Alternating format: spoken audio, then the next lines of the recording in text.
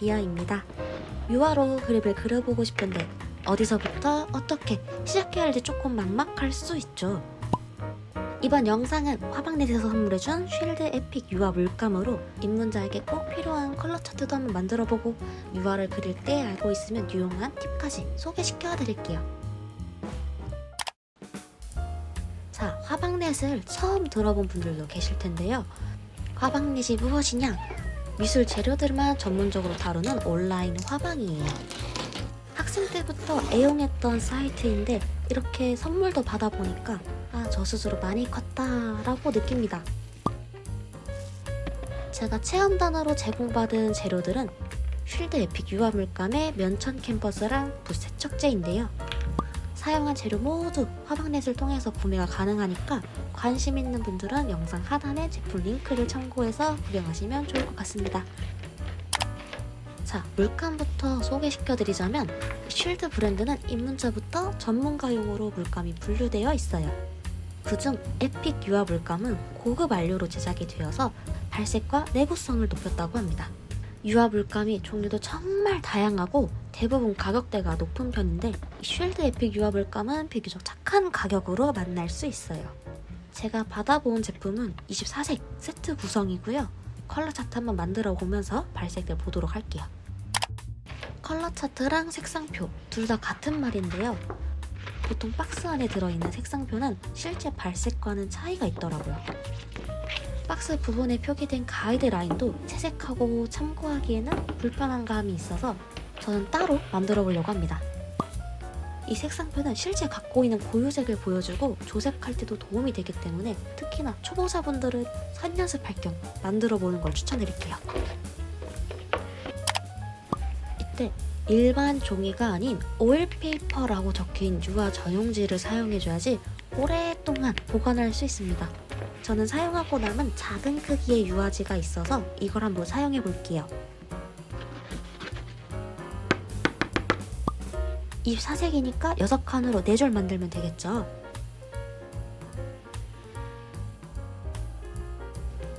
물감의 색상 이름을 전부 기재해도 좋고 각 색상마다 넘버링이 되어 있어서 귀찮다면 저처럼 숫자만 적어서 쉽게 넘어가도 괜찮습니다. 색상표 칸이 작으니까 굳이 물감을 팔레트에 짜지 않고 붓 끝에만 살짝 묻혀서 쓰도록 할게요. 붓은 어떤 붓이든 상관없고 작은 호수의 붓을 사용하면 좋을 것 같습니다. 이때 개비의 눈물만큼만 덜어서 써보자 하면서 조금씩만 덜어서 시도해보세요. 가이드 잡아준 칸에 맞춰서 절반 조금 넘게 꼼꼼하게 칠해주시면 되는데요. 제가 사용한 붓이 납작 붓이에요. 이건 넓은 면적을 사용하기도 편하고 붓 끝을 세워서 얇은 선을 쓰기도 편리한 붓입니다.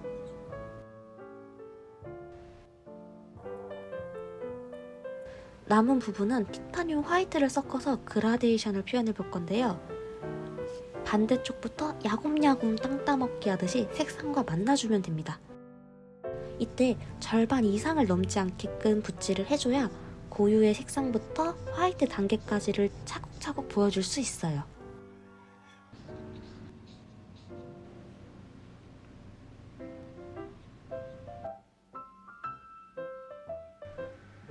언제 다 칠하나 싶겠지만 요리를 할 때도 재료들을 꼼꼼하게 손질하는 것처럼 좋은 그림을 그리기 위한 과정이다 생각하면 즐겁게 완성할 수 있을 거예요.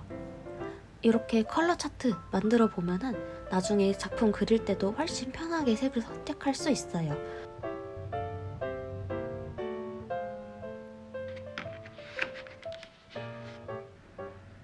완성된 색상표는 일주일 정도 그늘에서 충분히 건조를 시켜주고 나서 보관해주세요.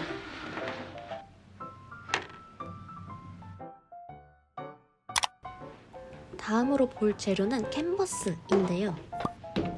유화를 그릴 때 사용하는 캔버스는 주로 면이나 린넨 천을 나무틀에 팽팽하게 고정된 형태로 만들어지게 됩니다.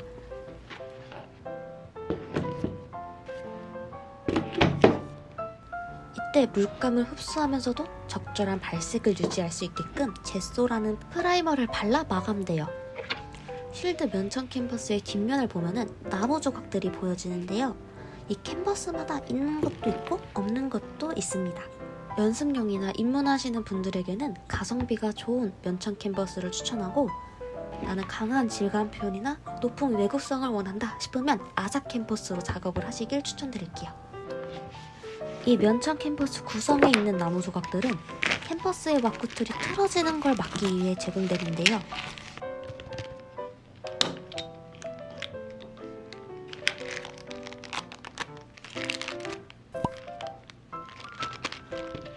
안쪽부터 살펴보면 각 사이드마다 이렇게 홈이 있어요.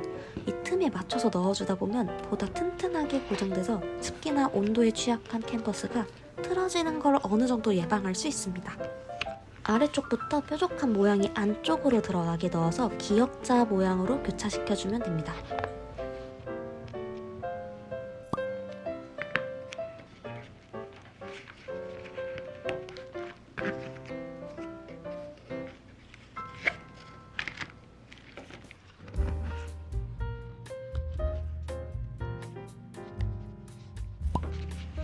다 작업했을 땐 이런 모습이 되고요. 큰 호수의 캔버스는 애초에 프레임이 십자가 모양으로 고정되어서 나오기도 해요.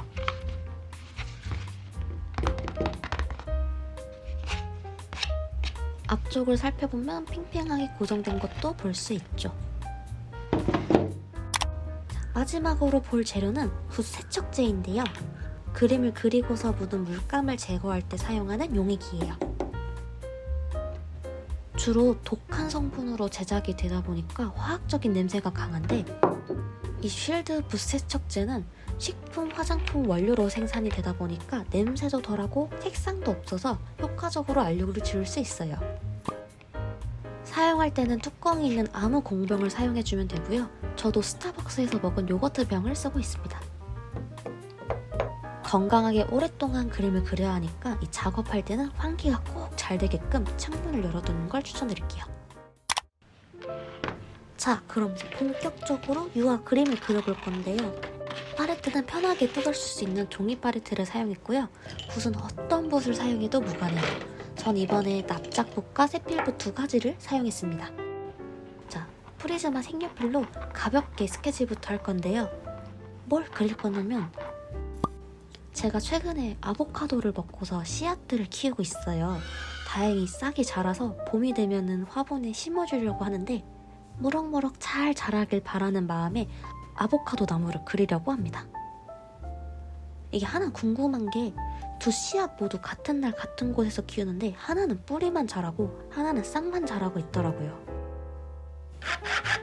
어쨌든 대략적인 형태부터 잡아주고 휘뚜루마뚜루 빠르게 스케치부터 해볼게요.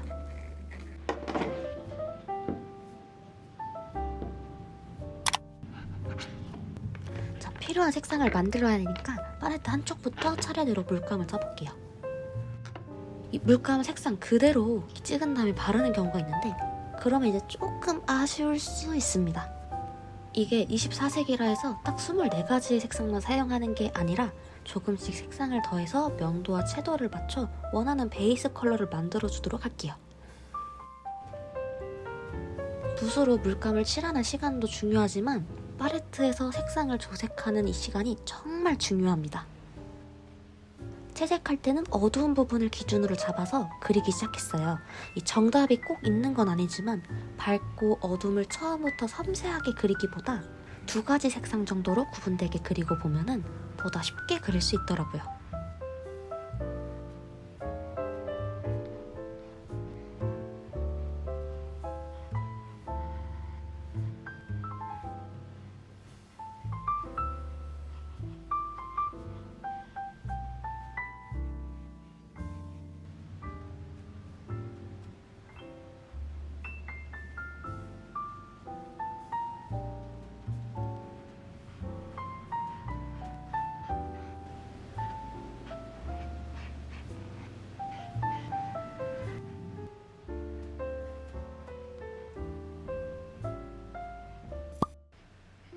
어떤 나무인지 모르면 안 되니까 예전 씨앗 시절의 아보카도도 그려보겠습니다.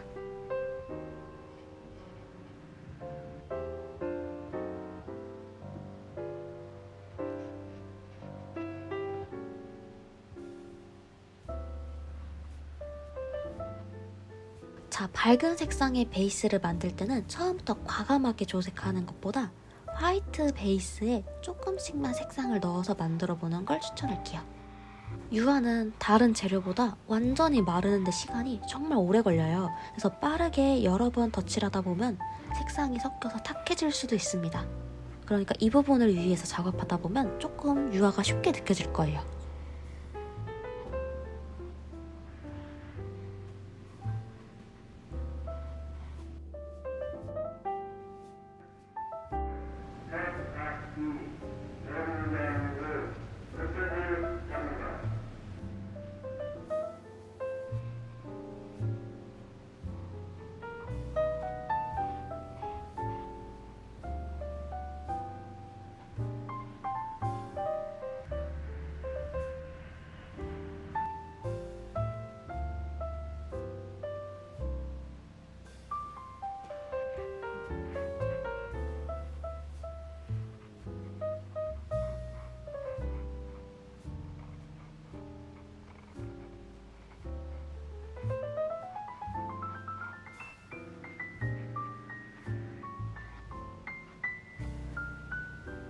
조금 더 진한 어둠이나 하이라이트로 색 변화를 추가해서 마무리하도록 하겠습니다.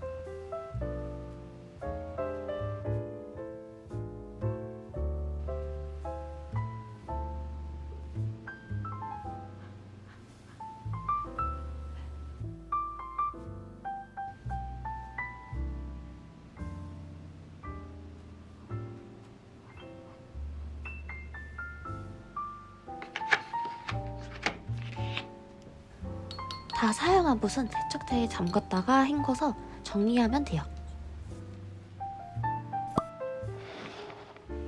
자, 오늘은 화방색과 함께 쉴드 에픽 유화물감을 통한 미술 재료들도 소개시켜드리고 한번 재밌게 그림도 그려보았는데요. 다른 궁금한 부분이나 그려줬으면 하는 게 있다 라고 하시면 댓글로 이렇게 알려주세요.